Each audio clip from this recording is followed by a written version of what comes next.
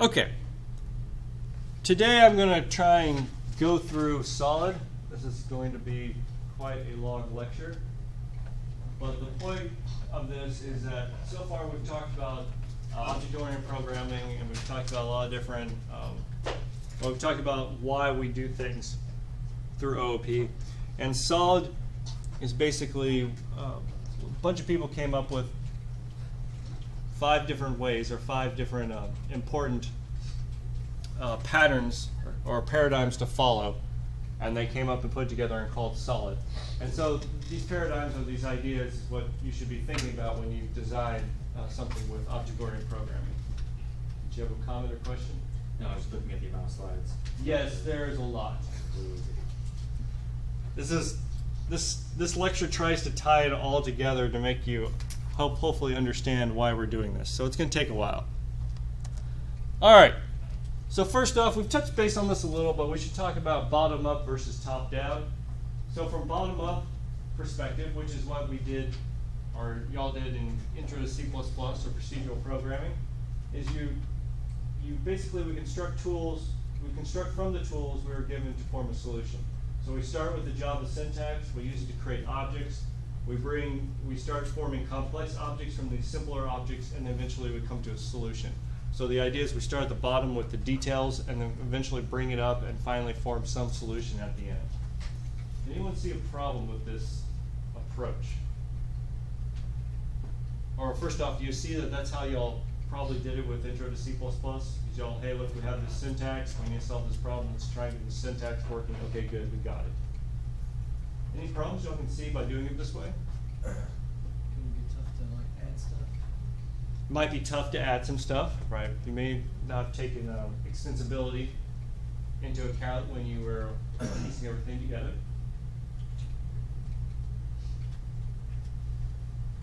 By the way, I'm not knocking on this approach. I'm just telling you that, hey, look, it's got some pluses, it's got some minuses.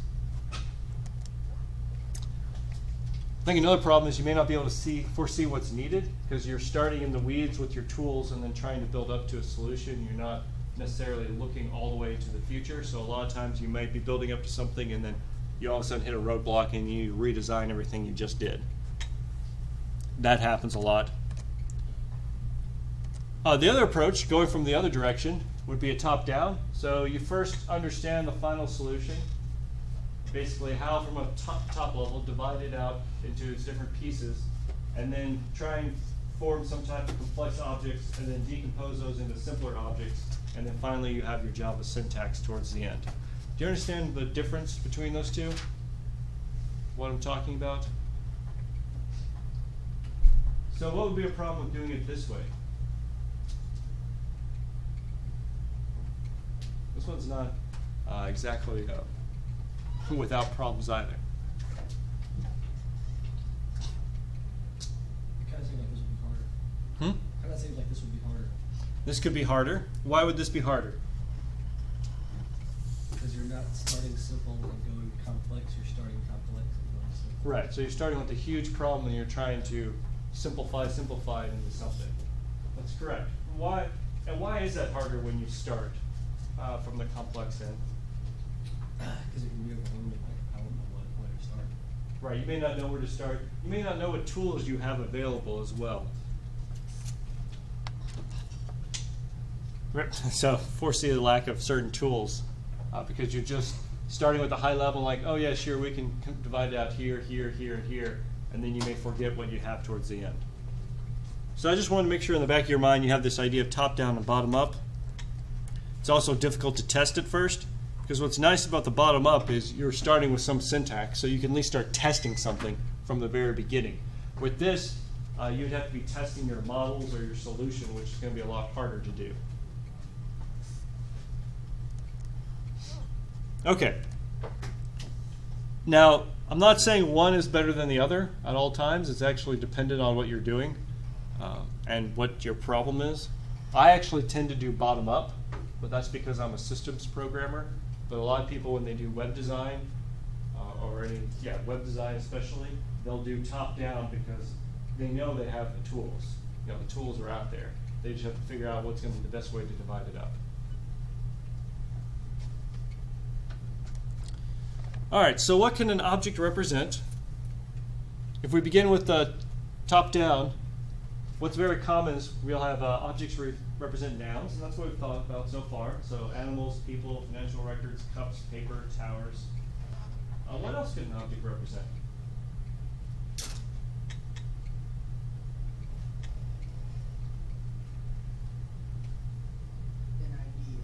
An idea. An idea, okay. Like, I don't have an example. you don't have an example. So if it's not nouns, what else could it be? Pronouns. Pronoun. Without using the word noun, or in noun in a word, Tyler. No. So besides nouns? Adjectives, that's a good one. Verbs, that's another good one. So, well, I forgot. My first example was physical animals. You could also have abstract things, Pokemon, math or calculus, matrix, good old enterprise as well. And then we have verbs. So actions, you could actually have an object represent running or raining or fighting. What example we just went over would be an action? Just as in today? Yeah, we just did it today in the quiz. Uses it? Uses a, okay. No. Comparable. We can talk about comparing. You can compare two things as well. So I'm just trying to show you that, hey, look, these do exist. We've gone over them. Okay. All right. I'm going to try and slow down after this. Any questions on top down, bottom up, and the fact that an object really can be used to represent a whole slew of different things, not just some physical object or abstract object. We can actually do actions or verbs as well. And you can also do adjectives. I didn't list that up there, but yeah, that's perfectly fine. Okay. The single responsibility principle. Now, before I start going through all these for solid, one thing I want to keep in the back of your mind is if you apply any of these principles too far, that is bad. You can always over-engineer these principles. The reason why I go through them is because the vast majority of the time they are not even applied even slightly. So make sure that you think about these, how you can apply them, but don't go off the deep end and try and just divide everything out like crazy. It's going to drive you nuts and make the code harder to work with. All right, so single responsibility principle. Let's see what Wiki said. Every object should have a single responsibility. Well, thanks for using the term. And that should be entirely encapsulated in the class. Another one, there should never be more than one reason for a class. The way I think of it, each class should do one simple thing. It should only focus on one thing, and it should be simple. And if you have a complex object, you should probably divide it out into multiple simple things, and then that one object's simple responsibility is to connect all the simpler things.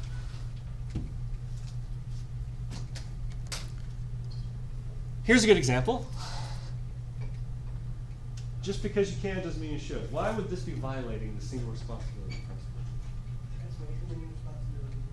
What? Do you like responsibility, Simon? No. No, you don't? No. Oh, I didn't think you did. No. So what's the problem here? Too many tools? It's hard to use. But it's a Swiss Army knife, extended beyond all belief, right? It's hard to use. So, but you got everything you want. Yeah, but you have like 12 knives. You only need one. Well, what if one gets dull? Then you got Go buy another one. It's like $2. Okay. Right. Thank you, Tyler.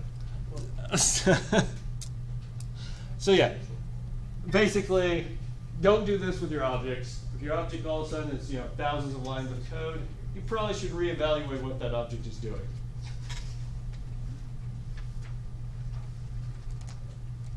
Whoa, there we go. All right, let's give it a good Java example. All right, we're in charge of a user setting for some application. Maybe we're taking a web application and we're using the settings. So user setting service, they can change the email and they can check access. I'd like to just point out, what if we someone else? Well, what? The first bullet point. looks fine for changing it, but what if someone else needs to check access, so that we should be gone? So get rid of that we. So what if someone else needs to check access? Why is that bad?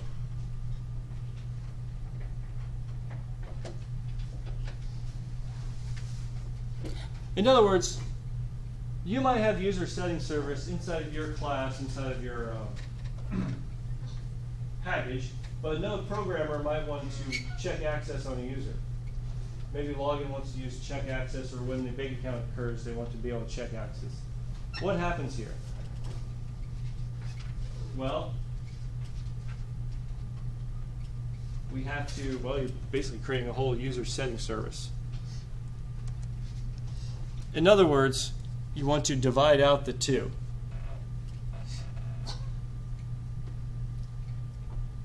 Oh, I'm sorry, I didn't explain why this was a problem. I never did.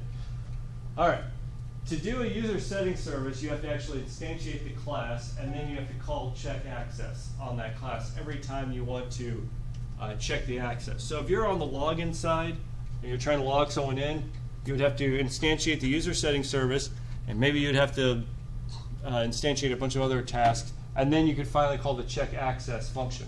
But in reality, the person on the login side, all they want to do is call check access. There's no need for all this additional information or additional tools inside of it. Or let's see, when a bank account occurs, and then what happens, right.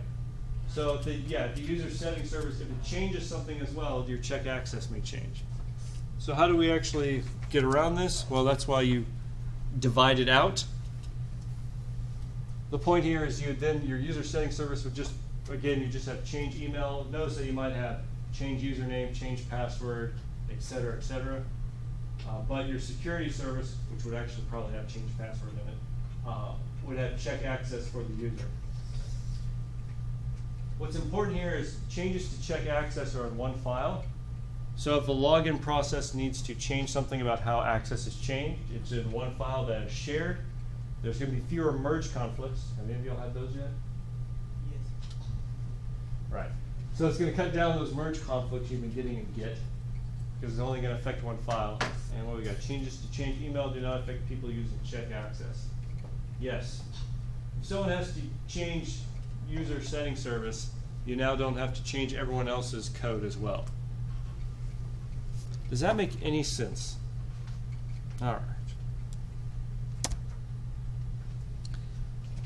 So some more terminology. There's going to be a ton of it. Coupling is the degree to which each program module relies on each of the other modules. So, and then cohesion is how strongly related and focused are the various responsibilities of the module. Ooh, that was bad.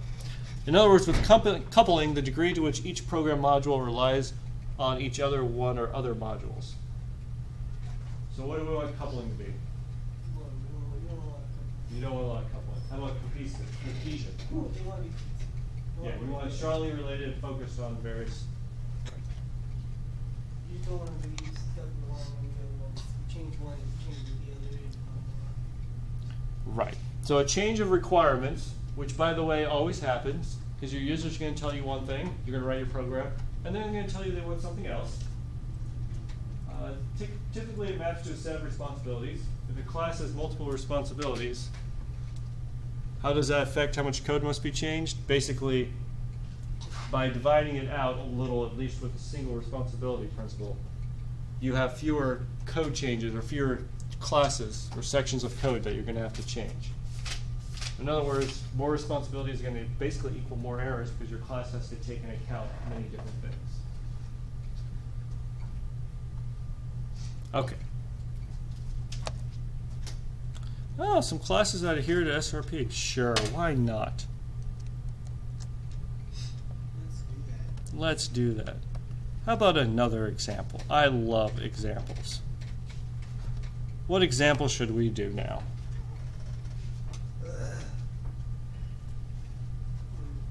We got all this code. We should keep coding. Ooh, if we turn the lights off, how dark is it going to get? Perfect. Okay.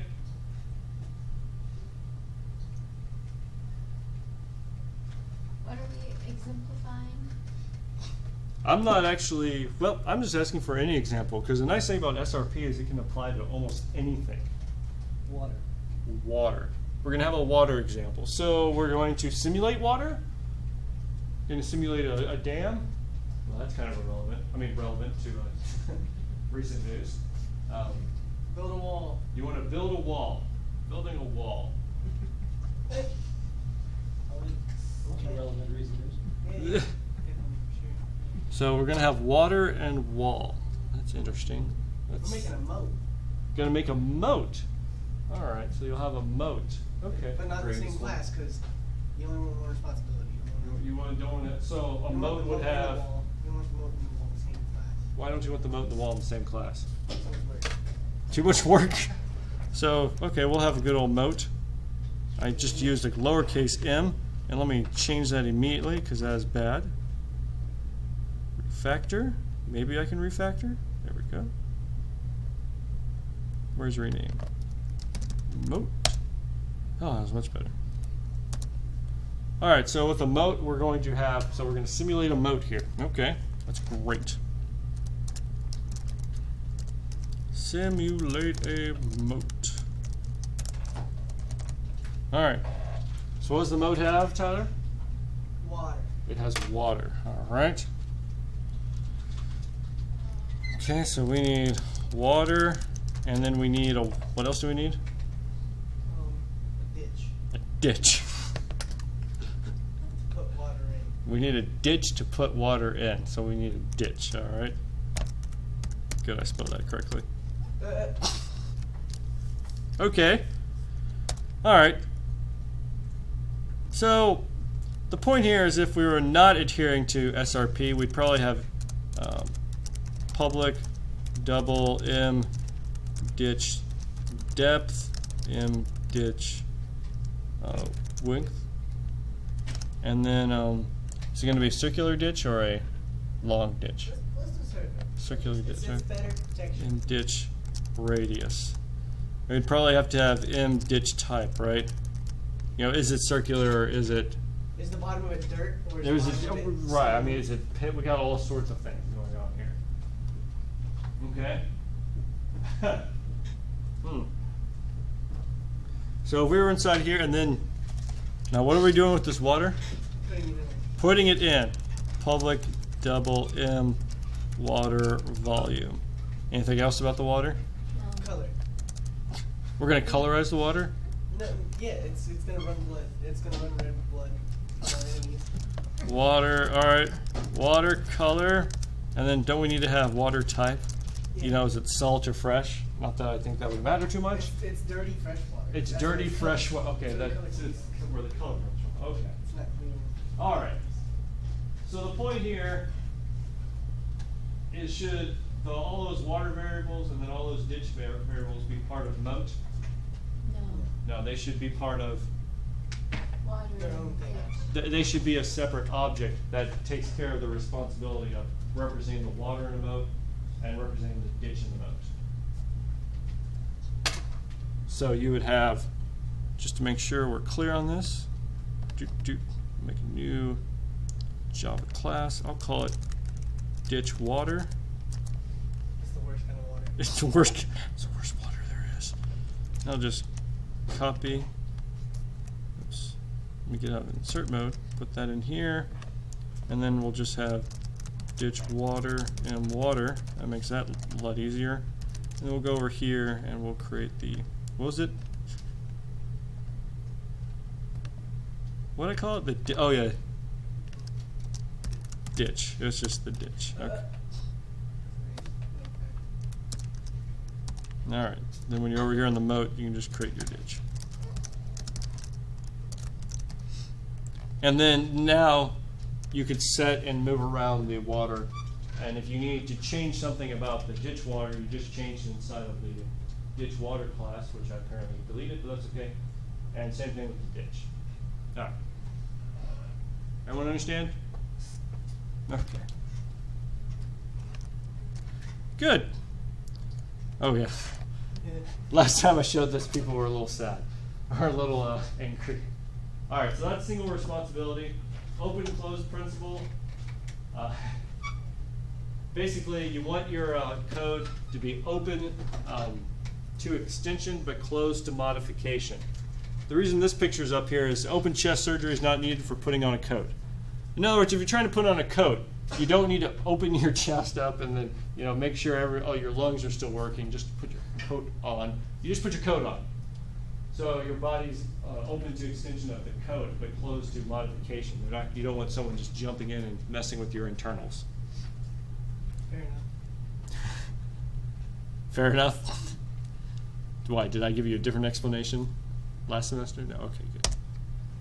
All right, so open, close, from what I just said.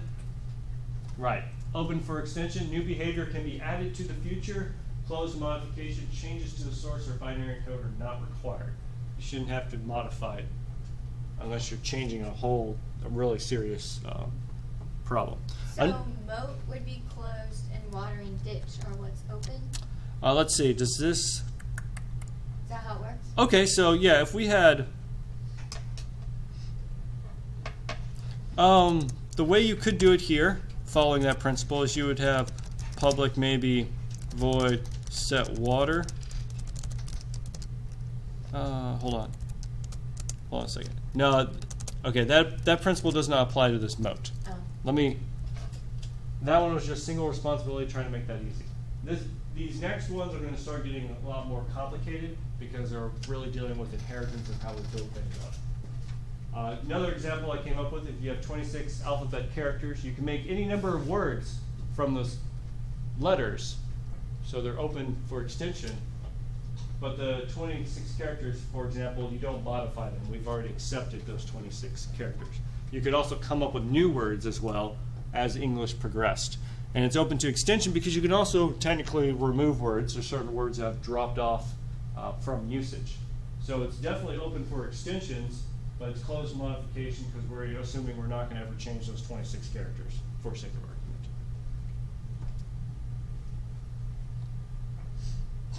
The big thing here is you rely on abstractions interfaces. Let's do some examples. I hope so.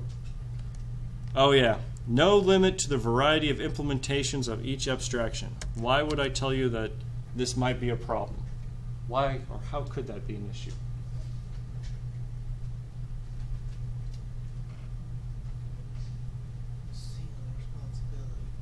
Single responsibility. No limit to the variety of implementations of each abstraction. Whenever you see that word no limit, that's when you need to start being concerned, because that means you're allowing programmers to do this as much as they want to, which means they could easily overcomplicate the code. In other words, some abstraction is very, very good, don't take it too far.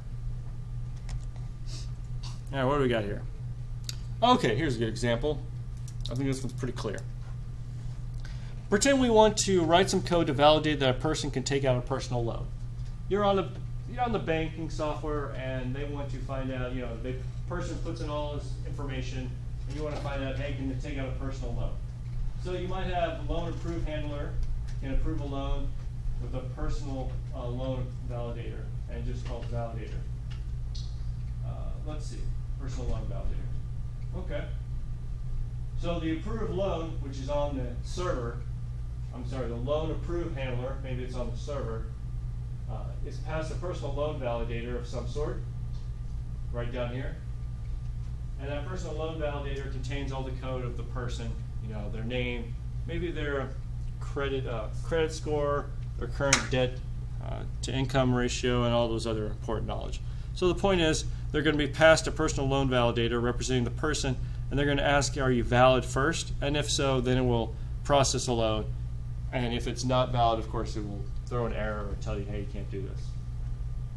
Does that code make some sense? I'm putting that together. So the question is, what if they want to have a separate check for vehicle loans? Because a personal loan, that's just going against your credit. Vehicle loan, there you can at least put a lien on some type of material, and that it will probably give you a little more or better loan, so to speak.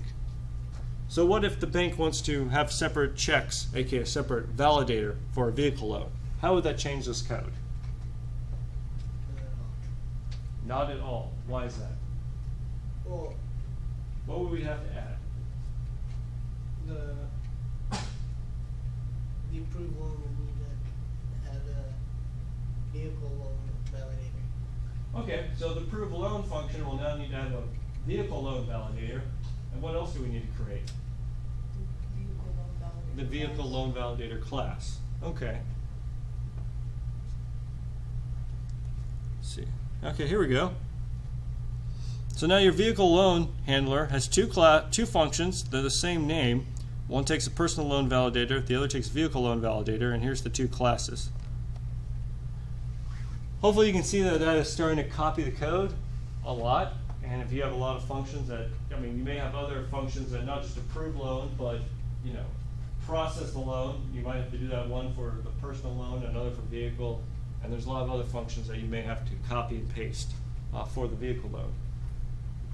So an OCP saying, open close principle, is to separate the commonality of the semantic. Well, anyways, before I go into that, how do we fix this? We've touched base on this a little. What would we use? It was like overloading the function.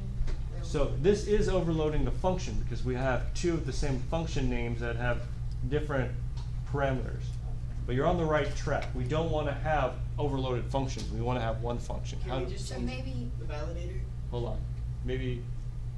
Yeah, change the vehicle validator so that it would have less information in it, and then do like an if personal loan, and then if it approves that, then give it to the vehicle loan Okay. validator. Okay. I see what you're trying to say here.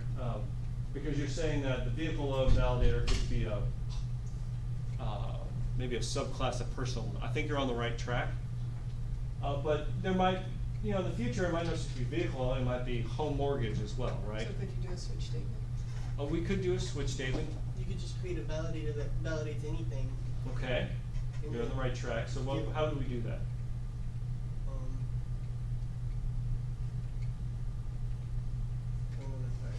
I don't know that part. That's right. I'm the brains. I make the ideas. I'm not the Not coder. the coder? All right. Personal loan validator, vehicle loan validator. What are those? Just what are those? Classes. Classes. They're validators. So if they're both validators, what does that mean we can do? We can make them Interchangeable. interchangeable. How do we do that?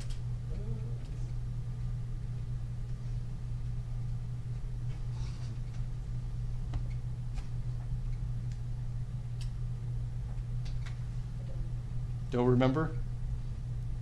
What do we use in order to make our, we abstracted it out, correct. What did we use to do that? What was the Java tool? I feel like you're right on it. It starts with an, interface, there we go. So we create a validator interface, have personal loan and vehicle loan implement those validator interfaces.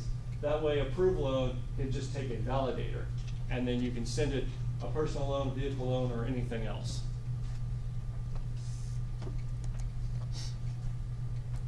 So you create an interface validator.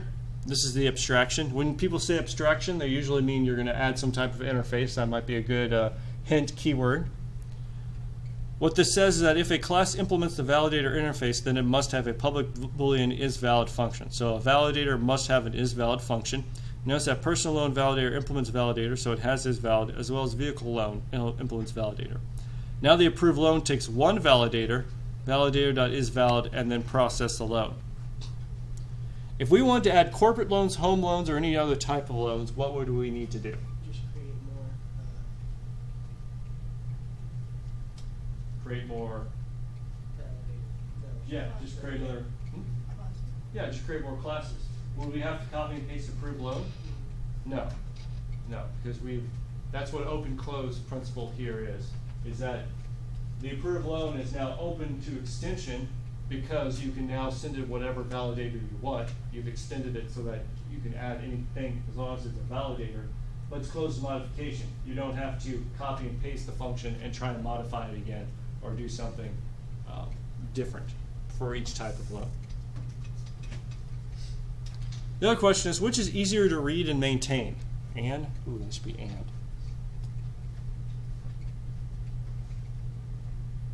That is a tough question. Which one is easier to maintain? Well, right now with just two, personal loan, loan validator or vehicle loan validator, you might be able to debate which one's more maintainable. But if you had, let's say, 10 different loan validators, would it be better to have 10 classes and one function, or 10 classes and 10 functions? First. The first one? Yeah. Hopefully, when you can see that if you have a lot of validators, it really makes more sense to do it this way. If you have one, maybe two, the other way might be more maintainable or easier to read. So how does that know which one you want to send it? But it just says validated. When you send it to, when you call this function, if you originally created a personal loan validator, it'll send it that. If you created a vehicle, if you're doing a vehicle loan validator, it'll send it that. The point is, at this point, when it goes to approve loan, it doesn't care if you're doing a personal vehicle loan. It just wants to make sure is it actually valid, and it calls the validator, which actually has the particulars. Is this a personal loan? Is this a vehicle loan, corporate loan, home loan, and calculates if it's valid. That's, you can think of it, that's the level of abstraction. Is approved loan just, I just want to make sure you can validate something. And then if we're ignoring or extracting out all the particulars of it, we're just saying you can validate. So personal loan validator, is it actually valid? Vehicle loan validator, can we actually validate it? And that's where you actually put in the particulars of, hey, look, is this actually doable or is there an error? All right, any questions? Does this make some sense? Those two are pretty important. Hopefully you can see that you may be difficult that if I was giving you a piece of code, whether to actually abstract it out. Unfortunately, how do we know when to decide? The best way is from your own personal experience. Unfortunately, y'all don't have any, right? That's just the way it is right now. You will develop this over time as you program. It's just something that comes through experience. There's no, there's no like general crystal ball pattern I can give you. You're just going to eventually be able to talk to the customer and realize what that customer is going to want you to do, what you need to actually, and where you need to actually open to extension or where you don't have to. But y'all don't have experience yet? The best way I can tell you right now is fool me once, shame on you, fool me twice, shame on me. Basically, don't apply OCP at first. If the module changes once, aka they add a personal loan validator, and you have a vehicle loan validator, personal loan validator, okay, that's a little don't really like that, but that's just one change. It's not too big of a deal. Just get it in there, get the job done, move on in life. But if it changes the second time, instantly refactor it. Like with that previous example, I probably would not have gone to the validator pattern or design. But once they added corporate loan or home mortgage or something like that, I would immediately jump to it. And of course, if I was starting it from experience, I would know that, oh wait, this is a bank. You're going to have multiple different loans. I would probably know from the beginning to do the validator design.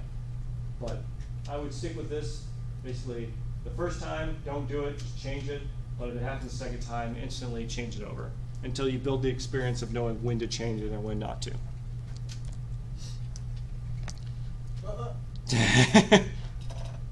Are y'all used to that acronym, TANSOFL?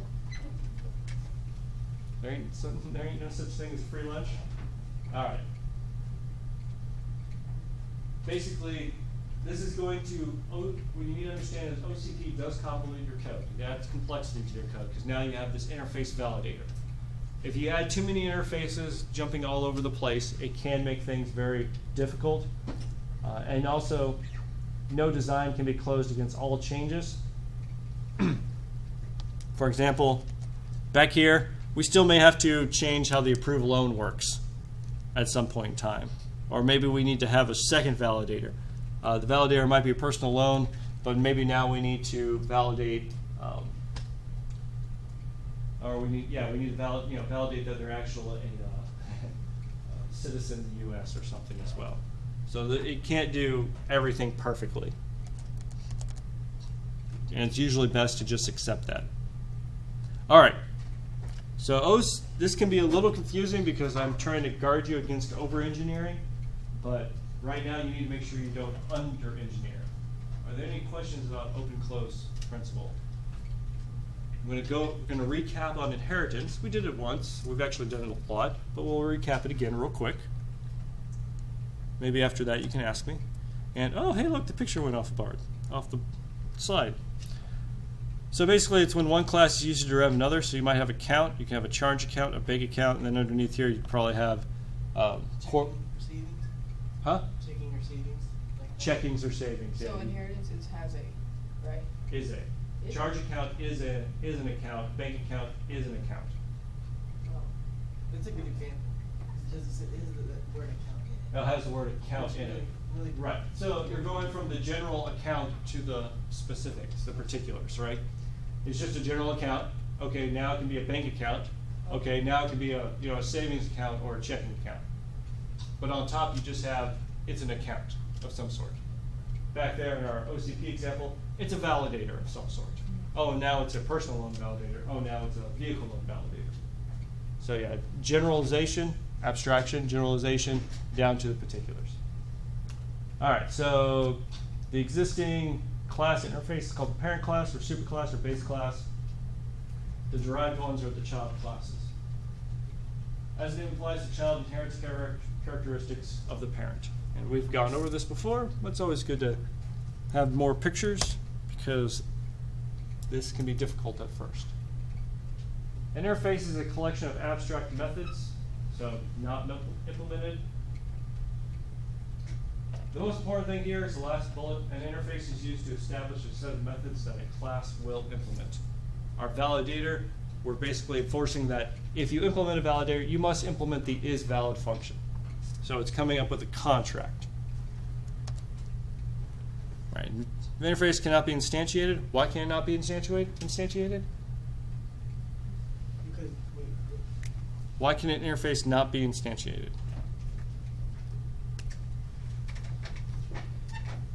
it doesn't. It's abstract. It's abstract. It doesn't have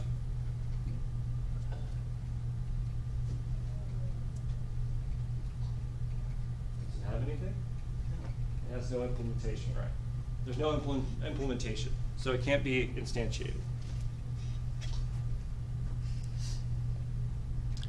Class states it implements interface. You must define all the methods in that interface, and we have gone over that a bit. When would we use interfaces? Well, I just did open-close principle is a great example of why we have interfaces.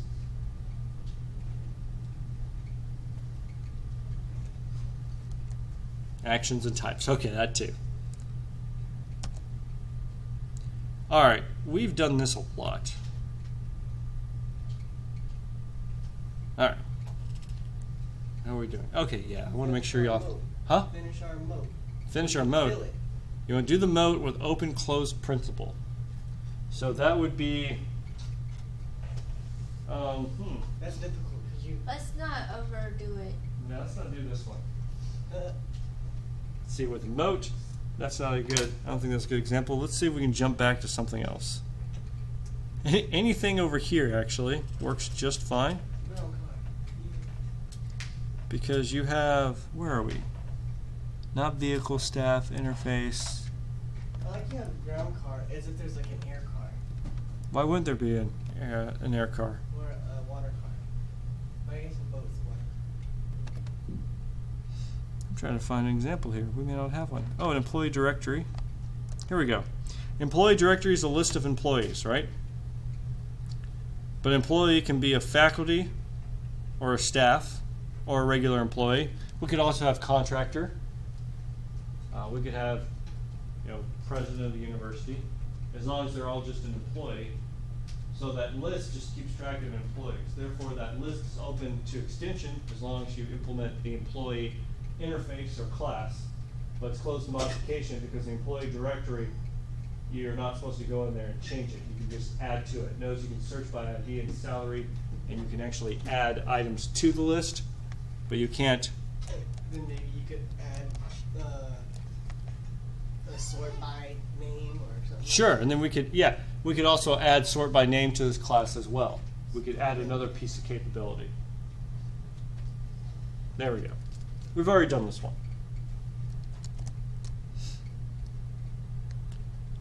All right. LSP.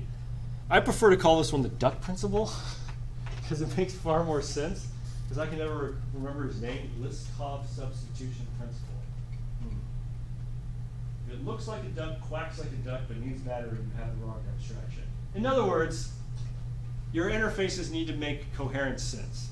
And they need to make sure that your interfaces are actually pertain to it. If you have a duck interface and you have, you make it so that it looks like a duck, it quacks like a duck, but then all of a sudden you're installing batteries on your duck. You have the wrong interface, right? That doesn't make any sense. Maybe you're thinking of a rubber duck or a battery-powered duck or something, but it's not a duck like we think of it. So here's a good example. Hey, we actually did this one in class. So we'll come up with a class bird, or you could also do interface bird. And it can call fly and eat. All right. So you have a class crow, which extends bird. And we'll just add, make the crow sound. Caw, caw, as well. All right, then we have an ostrich. What's wrong with an ostrich extending bird? They don't fly. They don't fly. Oh. Poor things. So how do we, well, I guess one way we could do that is if someone tried to call ostrich.fly, we would just throw unsupported operation exception, and then if this was running on your server, the whole server would shut down and no one would be able to use our service anymore. Oh, So why is that bad? It's not a good idea. It's That not escalated quickly. it is. I should, oh, that would be a good meme right there. That escalated quickly. Whew. Yeah. Oh, the bird can't fly. Now the whole server. Now the whole server's gone. All right. So, right, that escalated quickly. You shouldn't be shutting down your program just because the ostrich can't. because an ostrich can't fly. That's just terrible. Yeah, try and explain that. Your customer's not going to like that explanation. Our program would stop Why working. did my code shut? Why did my entire server shut down? Well, ostriches can't fly. That's all there is to it. Okay, so that's why it's bad. What can we do about it? We can make two classes, a flying bird class. So we make a bird class and a flying bird class. Why would that help? Then we could just throw all the non-flying birds, like the 5 non-flying birds. I have a non-flying class and a regular. Yeah, well, you just have, well, or you could just have bird and flying bird. So your bird would be able to eat, and then your flying bird would Flying bird inherits from bird. but it doesn't necessarily have to be a flying bird to be a bird. Right. So then crow would implement what? Flying bird, well, Just flying bird, because flying bird inherited from bird. And then ostrich would inherit from just bird. bird. And then what do we need to throw an unsupported operation exception? No. There. All right. So now our program wouldn't die because it Now nobody's shutting down servers. yeah, shut down. What I like about this one is we just went from kind of weird and convoluted to more classes but more straightforward. So bird just can eat. A flying bird does anything a bird can do, plus it can fly. So a crow will extend flying bird and an ostrich will just extend bird. And we don't need to invalidate fly because the compiler essentially does that for us, because you can't call fly on ostrich because it's not inheriting the fly function. I understand these examples a lot better than the ones we do in class. I only have one problem now. So Yeah. what about the other birds that don't go caw-caw? Well, that's just the crow. Well, then they would just extend bird. Yeah, or they'd extend flying bird, or yeah, right. You just choose at what level you can extend, and there you go. Because that'll also tell you which functionality you have. Because all birds have, I guess, do all birds have beaks of some sort? Yeah. Yeah. So where would that be? In bird. In bird. Oh, here's a good one. Do all birds have wings? Indeed. They Yeah. do have wings. Yes. So that would actually be in How about feathers? bird? They have flippers. They have flippers. Okay, maybe that would have to be in. Those are still wings. Yeah, they're just We'll they're call wings them that don't Because they move fly the water. underwater. They fly. See, they Oh, fly snap. underwater. Wow. Wow. There we go. Dang. There you have it. There you have it. Whew. Flying, all birds fly in some way. In some way. Whew. Ostriches just fly by running really fast. Yes. And then jump. Yeah. Yeah, that's it. They don't fly long, but they fly. They fly. Okay. Good talk. Break. Break. All right. Why is this better? It's cleaner. It's cleaner. It's cleaner. What happens if you try and call fly on an ostrich? It doesn't do it. You can't compile. So what this just did is it moved the error from runtime, aka your server's running in production in the middle of the night, to compile time when you're trying to compile and get the program to compile. So, of course, and compile time errors are a lot better than runtime errors because you catch the error earlier. All right. If this example makes sense to you, that's great. I'm going to go through a lot of the pros of why they, and by pros I mean text or words, explaining what this all means. If this doesn't make too much sense to you, oh well, that's fine. So a child class must not remove base class behavior. In other words, you want to make sure that the ostrich doesn't try and throw, you don't want to be throwing unsupported method exception. You don't want to be throwing exceptions unless you really have to. You don't want to stop your program. In general, must not require calling code to know they are different in the base, right? So far I've been calling it is a relationship. Officially what the duck principle, I'm just going to call it the duck principle, LSP. DP. I like it, DP. Just don't get that confused with DIP. Oh, snap. The dip for principle. Basically, is a should be substituted with is substitutable for. So an ostrich is substitutable for a bird. It's a little different, but it helps you enforce in your mind that it's not the exact same thing, but it's just something that can be used as something else.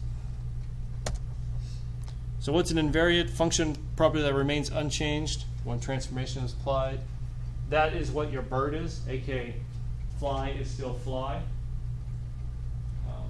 Wow, can be expressed as preconditions, postconditions. Wow, that's a lot of text. The second one, that's just impossible. You can't just assume what clients are going to do. Those people are crazy. Oh, and this requiring client is a programmer using your code. So maybe I should say other programmers. I should write that down.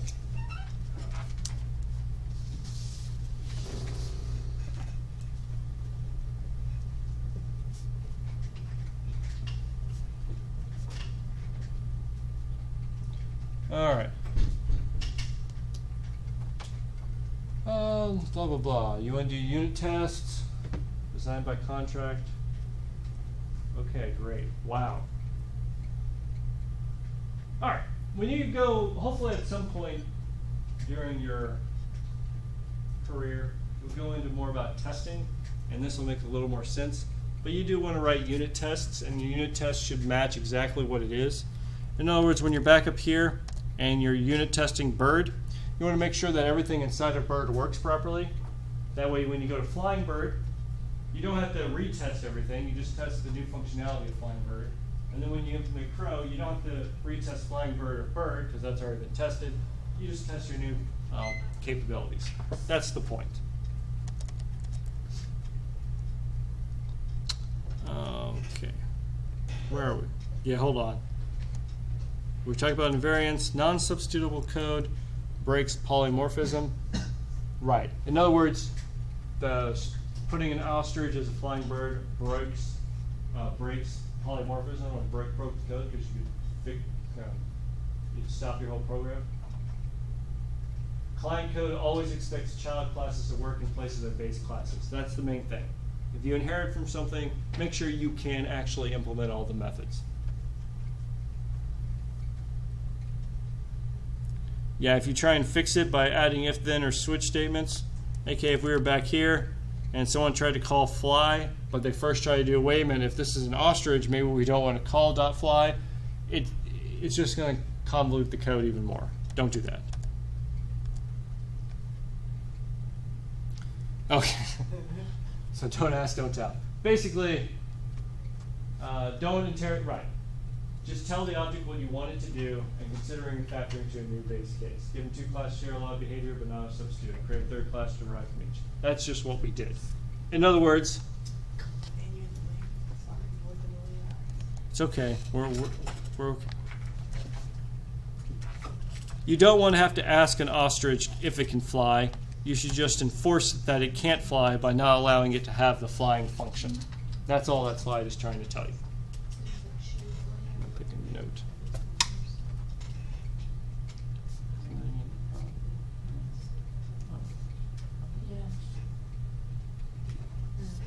All right.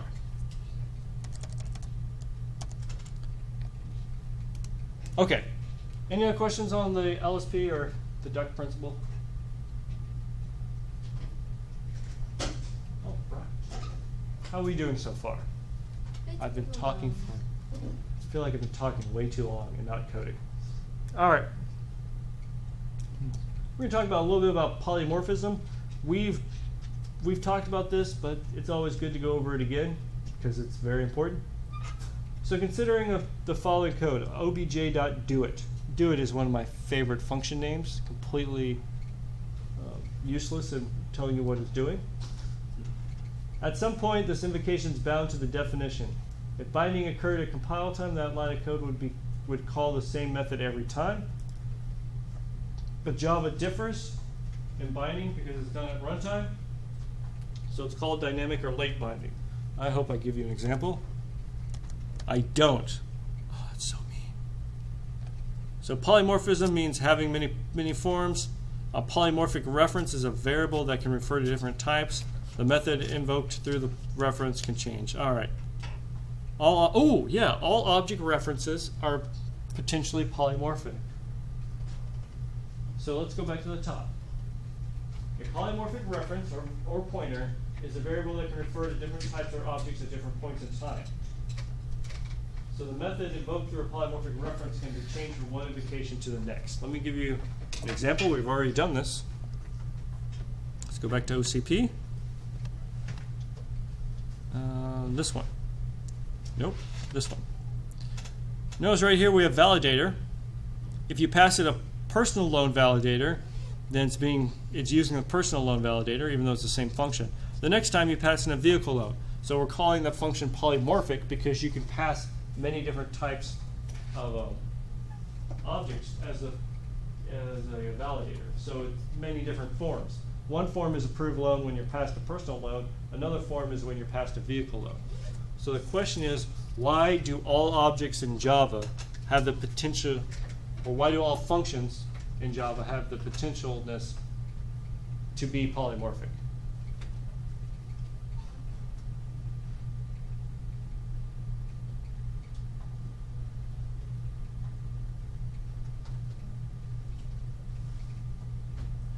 Maybe another question is,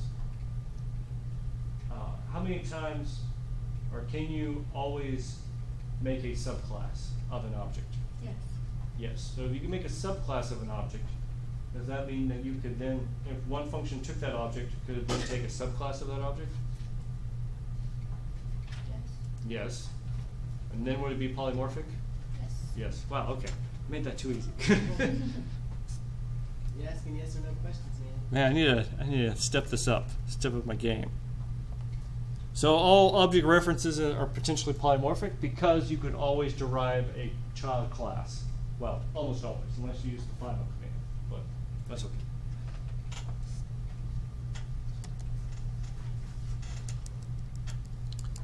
So via inheritance, that is exactly what we just talked about. I gave you a bunch of examples. This text is doing the same thing. But looking at the last bullet point, if a pet refers to a mammal object, it invokes the mammal's version of move. If it refers to a horse object, it does the horse version. Or you could have, well, we have pet, horse, we could do dog, cat. I got a new rabbit. Rabbit. Thank you for your input. Et cetera, et cetera. So polymorphism is just the term we're talking about when you can change the type. All right. Okay. These last two, I'm going to admit these last two are a little hard to understand at this point. If you can get those first three done, I will probably have earned my pay for this class just because there's so many people that don't even adhere to SRP.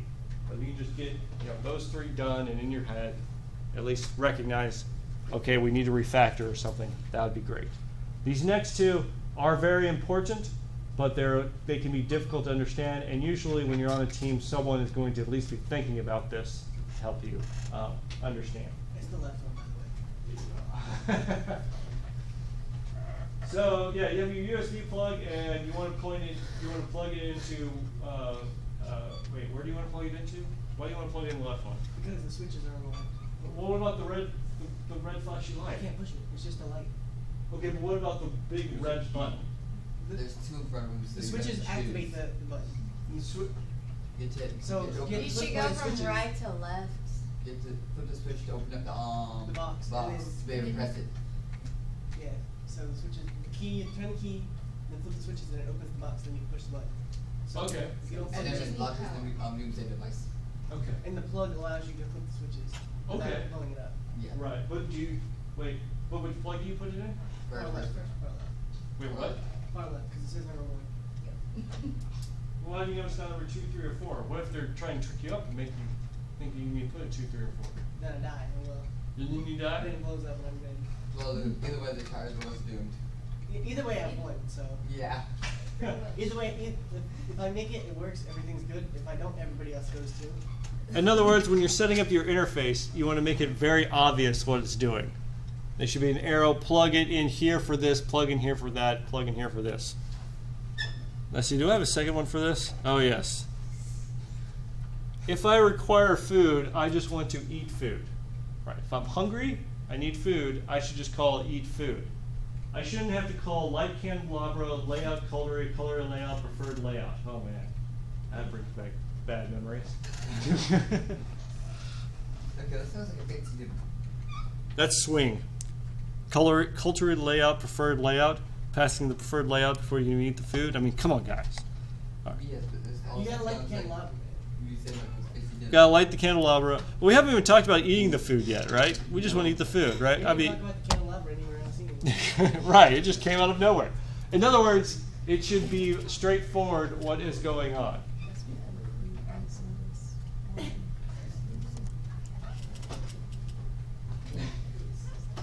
So if you have an interface, I do something, what does the client see and use? Okay. The point of this is that the principle deals with the disadvantage of fat interfaces. We talked a little bit about that with the duck principle.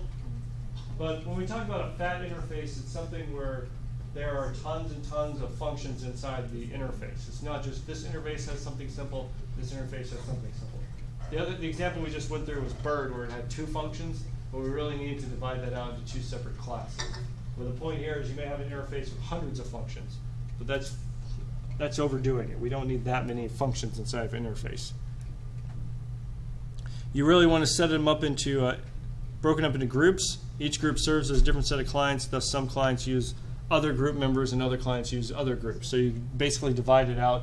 So maybe some people do all the do functions on the left, and others will do the sum functions on the right in this example. Okay, here we go, Java examples. Let's see, so public interface ilog. Creates a logging facility. So it's interface, so that means it's not going to, it's a logging interface, great. Void log string message, you're sending a message, it logs that message. This is very common if you're on a very secure system and you want to log every action that happens on that system. You pass it a string of what action was just taken, and they log it into some secure environment that you can later retrieve. That's what this interface is doing. maybe someone thought it was a good idea to enable open and close connections on all loggers. Why not? We'll just add it to the interface, and that way, you know, everyone can be happy, and we can open and close all our connections, right? So we have file logger implements ilog, you know, void log stream message. We do our stuff, and then open connection. What's an open connection to a file? That doesn't make any sense. You don't open connections to a file. Maybe you have a database logger. Oh wait, you open a connection to the database, and then you close the connection to the database. Okay, that makes some sense.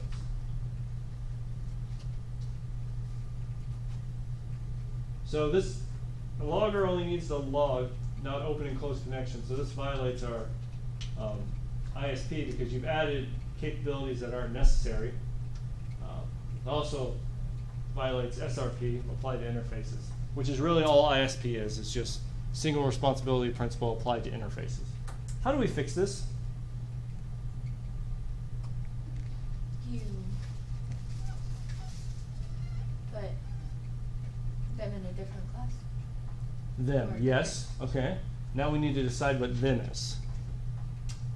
So the open and close connection Okay, open and close are in a different class or interface. interface Okay, and then file logger would implement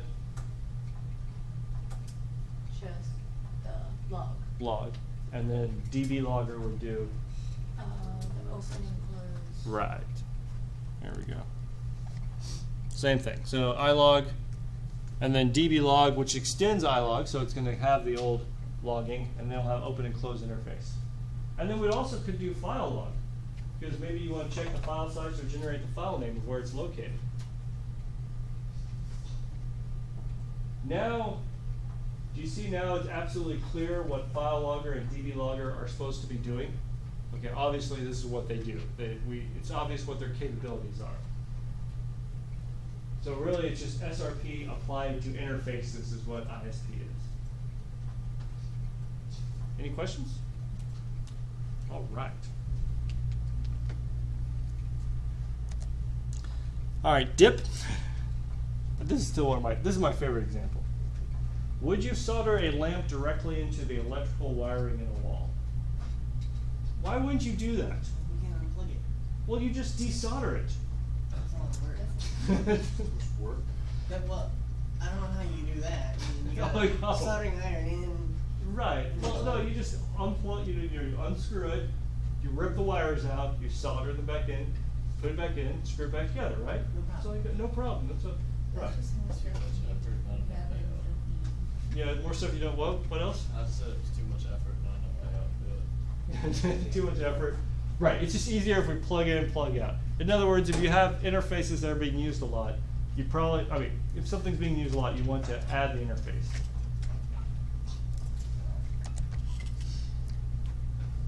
Whoa, what's this quote?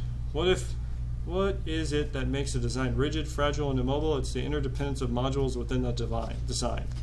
So in other words, a design is rigid, it cannot be easily changed. Back here, we're making it so that lamps depend on being able to wire straightly into the power, as opposed to having an interface known as the wall socket, or NEMA 15. Well, that was too many slides. Such rigidity is due to the fact that a single change is heavily interdependent software begins a cascade of changes on dependent modules. So you want your code to be really plug and play as much as possible, like the wall plug, like your power plugs. You want it to be able to plug in to different pieces of code as much as possible. So high-level modules should not depend on low-level modules. Both should depend on abstractions. In other words, let's go with an example. We'll stick with the electrical. So you have a light bulb that turns on, turns off. All right, sounds good. You have an electric power switch that contains a light bulb. Does that sound right? Electric contains a light bulb, tells you it's on. The electric power switch passes the light bulb, and then if it turns on, returns whether it's on or not, and then press will toggle the internal light bulb. What's the problem with this? I wrote it down at the bottom.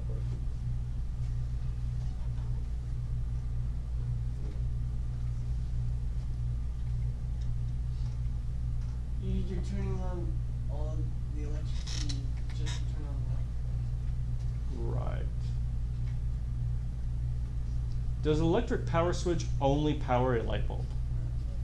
No. So this code does not plug and play well with others when you think about it abstractly via semantics. Hopefully you realize when we're doing objects, we're really thinking about semantics here. What does code actually mean to us, not so much what it is syntactically. So to us, an electric power switch shouldn't just be able to power a light bulb. It should be able to power pretty much anything that's switchable, is what it comes down to.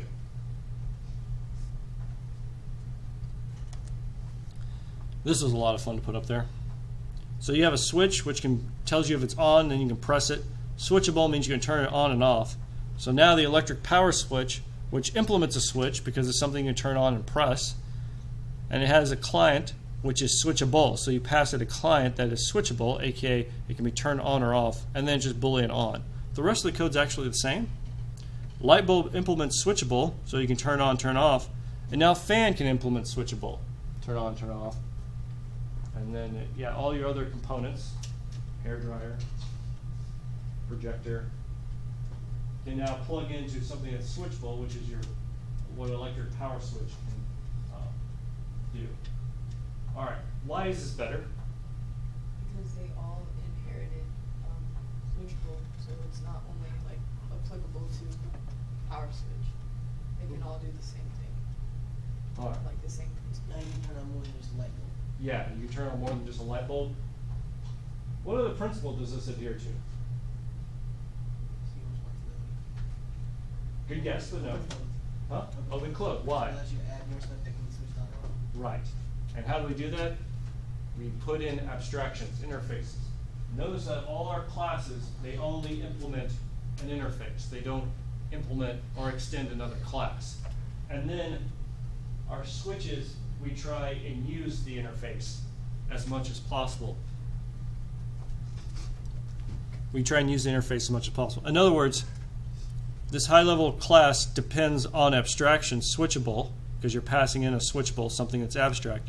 And our classes only implement switchable. They don't implement something concrete. So by dividing it out that way to where you have an abstract interface, you're able to plug and play more. Going back to our light switch, our power plug example, the interface, NEMA 15, which describes your 3 prongs right there, kind of this weird, that little face on the plate, that interface is actually abstract. It's just on a piece of paper. But down there, these different sockets, we actually have the realization of it. It's the same principle. Okay. Any questions on dip? Okay. So I just went through solid. What do y'all think of it? That's what I want to know. It all kind of works together. It all kind of works together. Yeah. A lot of stuff. It's a lot of stuff.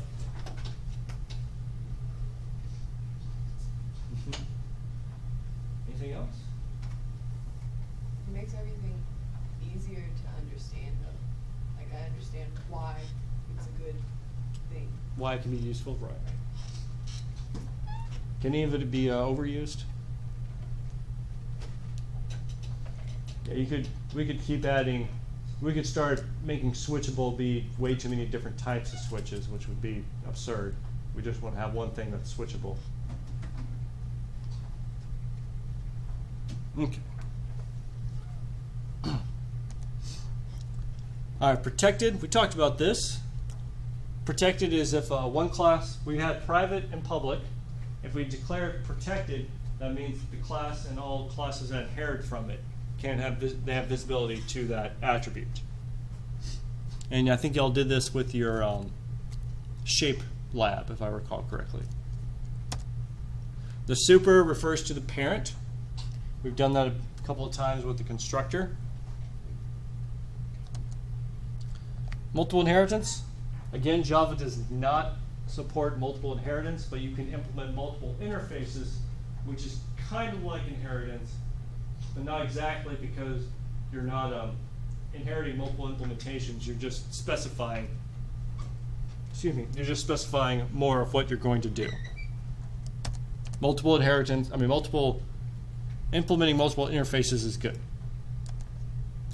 You can override a method, so the child can override what the method does. For example, ostrich could override what the eat function does, and bird may have had its own eat function. So that's just saying that the child can override the parent. Have I talked about why the object class is so important in Java? I may not have. Let's jump back over here. We'll go with Java string. When we're up here, Java string, and what this text is saying is Java string inherits from object. What actually happens is java.lang.object is the parent of all Java objects. If your Java object doesn't say extends object, the compiler puts that in there for you. So in other words, all classes are a subclass of the Java object inside of Java. What does that mean about all your classes?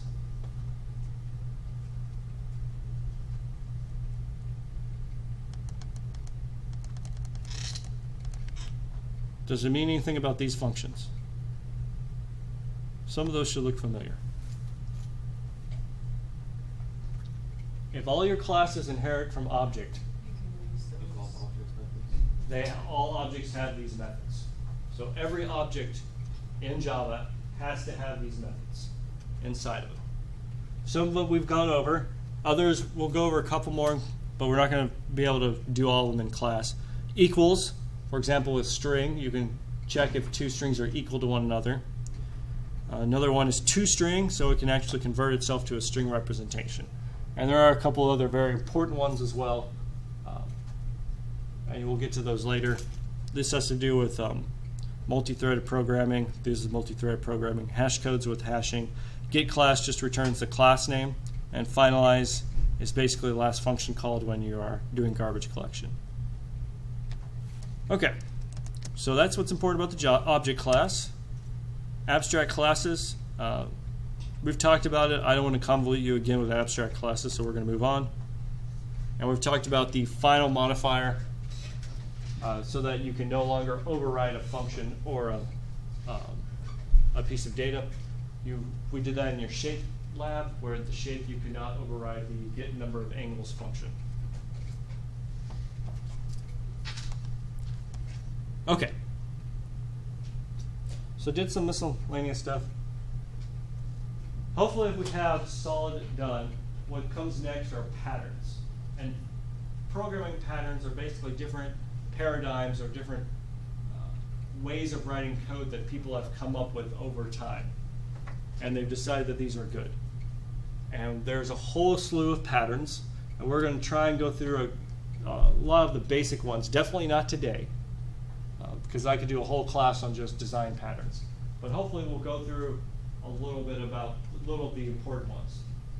So there are many patterns, and it shows why solid is important. The observer pattern is a very common one. It defines a one-to-many dependency between objects so that one object can change state. If one object changes state, all of its dependents are notified. In other words, you use something called listeners.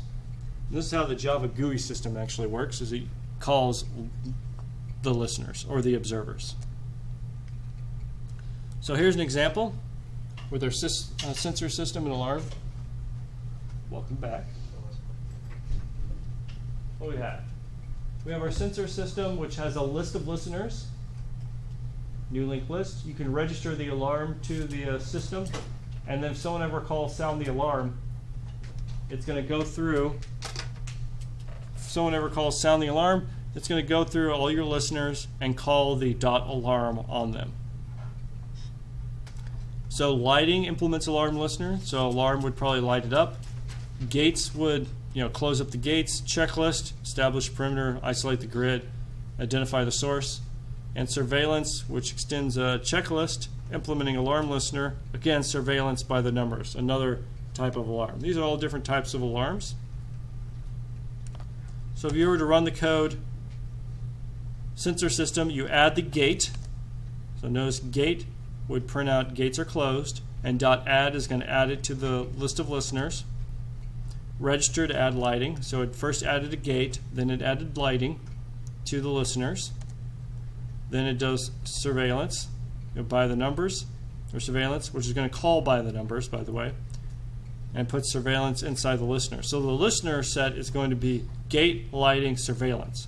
That way when sound the alarm is called, it's going to first call gates closed, then it's going to call, go to the next object, which is lighting, which we call lights up, and then it's going to go to the final object, which is surveillance by the numbers, and then by the numbers, which will print out establish perimeter, isolate the grid, identify the source.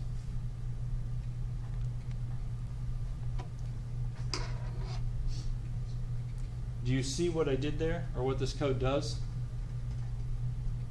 What principle does this adhere to?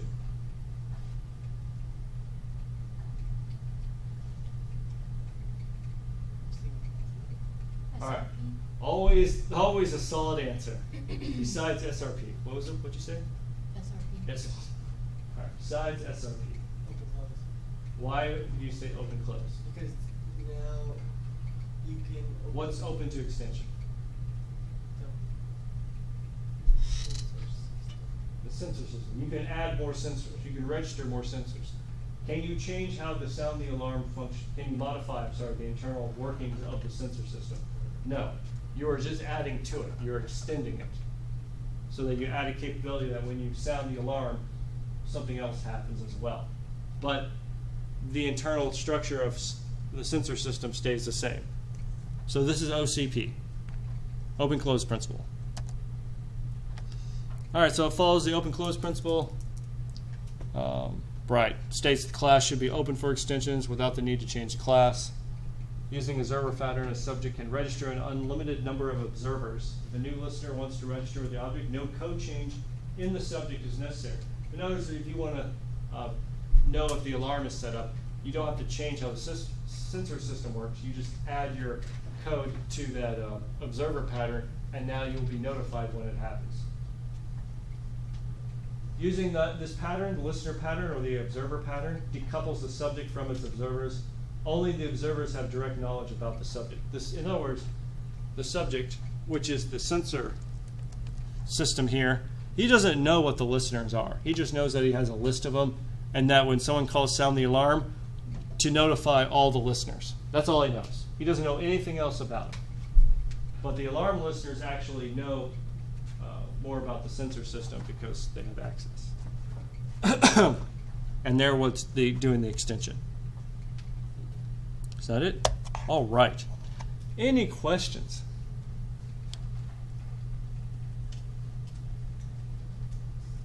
No questions? All right, let me turn the lights on real quick.